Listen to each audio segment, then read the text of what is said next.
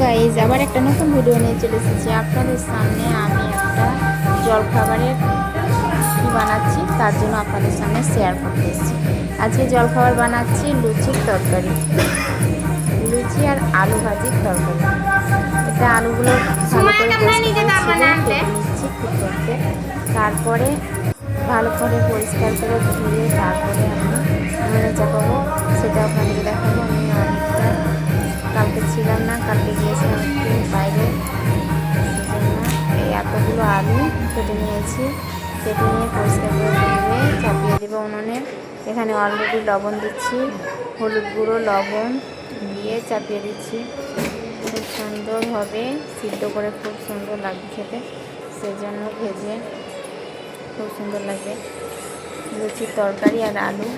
আমার ছেলে এসেছে আমার কাছে, কী করছো মা? আমি বললাম আলু সিদ্ধ করতে দিয়েছিলে ছেলে, একটু ইয়াতে যা। ওখানে ভাবি আমার নিয়ে গেছে লুচির আটা গুঁড়ে, তারপরে ওটাকে অলরেডি উনুনে করবে, সেই জন্য গিয়েছে।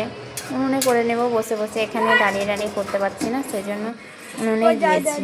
উনুনে করতে খুব ভালো লাগে, সেই জন্য উনুনের কাছে গেলাম।